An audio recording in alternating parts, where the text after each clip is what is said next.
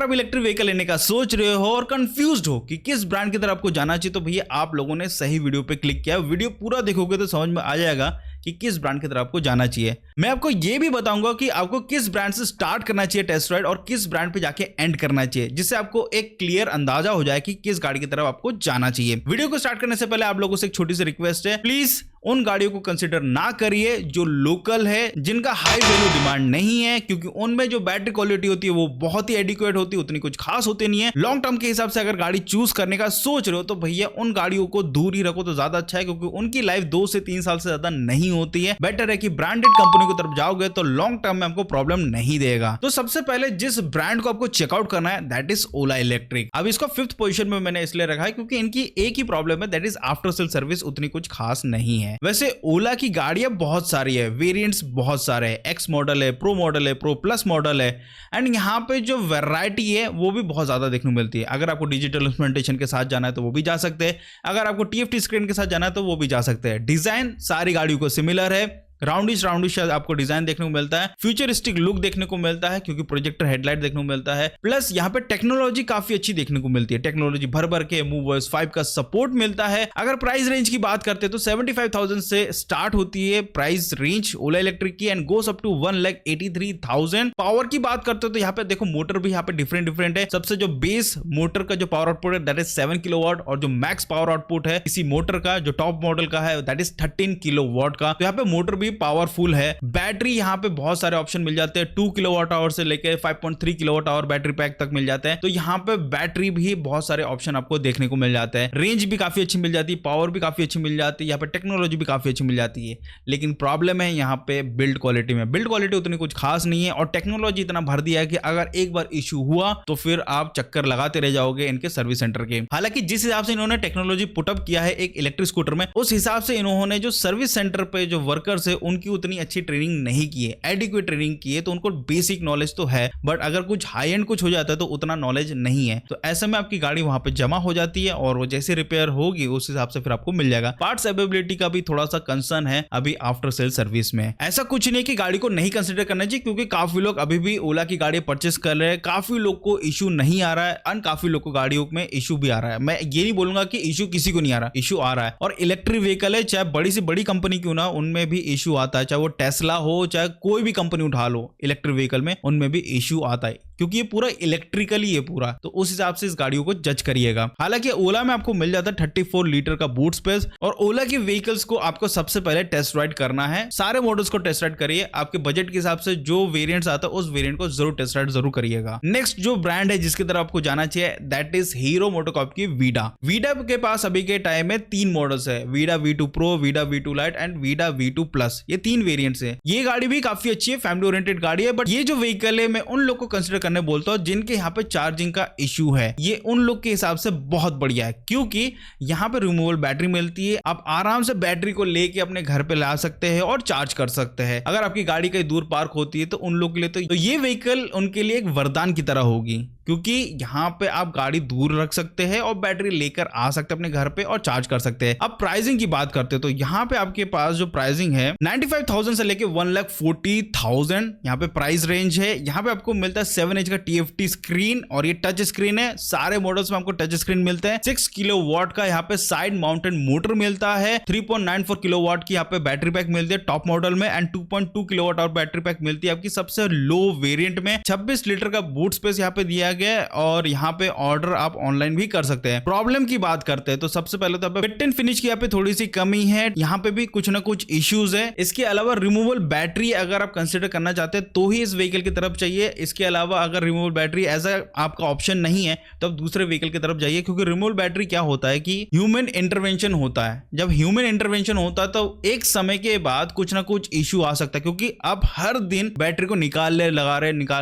रहे, तो जहां पे वो कनेक्ट होता है ना वो एक समय के बाद इशू क्रिएट कर सकता है। इस कारण से मैं बोल रहा हूं जहां पे ह्यूमन इंटरवेंशन होता है, जहां पे खुद पर्सन ही बैटरी को निकालता है लगाता है, तो वो लंबे समय के लिए उतना सही नहीं माना जाता है। जितना बेटर रहता है कि कंपनी फिटेड हो, फिक्स हो, उसमें हाथ पैर लगाने की जरूरत नहीं, उन बैटरियों में जो लाइफ होती है वो ज्यादा होती है as compare to removable battery. इसके बाद जिस कंपनी को आपको कंसिडर करना चाहिए that is Ather Energy. Ather का जो सबसे बड़ा ड्रॉबैक है वो है इनकी प्राइसिंग, लेकिन गाड़ी में कोई कमी नहीं है। फिट एंड फिनिश बहुत अच्छी है।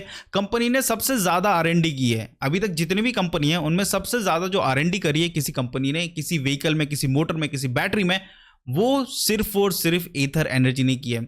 एथर एनर्जी की गाड़ी में आपको फैन मिलता है बैटरी कूलिंग के लिए, जबकि दूसरी कंपनियों में नहीं है। एथर प्रोवाइड करता है आपको, बजाज प्रोवाइड करता है जिसमें फैन मिलता है आपको बैटरी को कूल करने के लिए, एंड ये सारी चीजें एक्चुअल में हेल्प करती है आपकी गाड़ी में फायर इंसिडेंट को रोकने के लिए। एथर ऐसी गाड़ी है, शार्प एजेस के साथ आती है, यंगस्टर को फोकस करते हुए बनाया गया है। यहाँ पे अगर मैं डिस्प्ले की बात करता हूँ 7 इंच का TFT स्क्रीन भी है, इवन डीप व्यू डिस्प्ले भी है 7 इंच का, डिजिटल इंस्ट्रूमेंटेशन भी है, ऑप्शन आपके पास बहुत सारे हैं, वेरिएंट्स भी बहुत सारे हैं, जैसे एथर की रिश्ता है, एथर की 450X है, एथर की एपेक्स है। लेकिन प्राइसिंग की बात करते तो देखो 1,10,000 से इसकी प्राइसिंग स्टार्ट होती है 2.9 किलोवाट बैटरी पैक की, एंड गोस अप टू 1,89,999 जो की है एथर एपेक्स की प्राइसिंग। एंड इस गाड़ी में अगर मैं पावर आउटपुट की बात करता हूं तो 6.4 किलोवाट तो आपको बहुत सारे मॉडल्स मिल जाएंगे, लेकिन जो टॉप मॉडल है एथर एपेक्स, इसकी जो मोटर का जो मैक्सिमम पावर आउटपुट है दैट इज 7 किलोवाट का। यहाँ पे मिड ड्राइव मोटर है, बेल्ट ड्राइव सिस्टम है। बैटरी की बात करते तो 2.9 किलोवाट बैटरी पैक भी है और 3.7 किलोवाट बैटरी पैक का भी ऑप्शन दिया गया है। इसके अलावा यहाँ पे ये गाड़ी आपको मिलती है Tier 1 एंड Tier 2 सिटीज में। 22 लीटर का यहाँ पे बूट स्पेस दिया है। अब इसके मैं कुछ डिसएडवांटेज की बात कर लेता हूँ, दैट इज हाई कॉस्ट है। इनकी गाड़ियां बहुत हाई कॉस्ट है, इसी कारण से इनकी गाड़ियां कुछ चुनिंदा लोग ही परचेस करते हैं, इनके सेल्स भी एडिक्वेटली देखने को मिलते हैं। लेकिन यहाँ पे इस गाड़ी की क्वालिटी क्या है? इस गाड़ी की क्वालिटी है कि भैया इस गाड़ी में ज्यादा R&D हुआ है, गाड़ी अच्छी परफॉर्मेंस देती है, इश्यूज कम है, इनकी आफ्टर सेल सर्विस भी ठीक है। मैं ये नहीं बोल रहा कि अच्छी है, अच्छी तो किसी भी कंपनी की नहीं है। जो IC इंजन में देख लो, चाहे आप इलेक्ट्रिक व्हीकल में देख लो, किसी भी कंपनी की सर्विस अच्छी नहीं है। लेकिन एकदम ही वर्स्ट की बात करें तो वो ओला की है। बाकी कंपनियों की ठीक ठाक है, ऐसा भी नहीं कि एकदम ही अच्छी है, बट इतनी बुरी भी नहीं है। तो एथर आप टेस्ट राइड कर सकते हैं, एथर की गाड़ी को टेस्ट राइड कर सकते हैं। इसके बाद जिस कंपनी की तरफ आपको जाना चाहिए और टेस्ट राइड करना चाहिए दैट इज TVS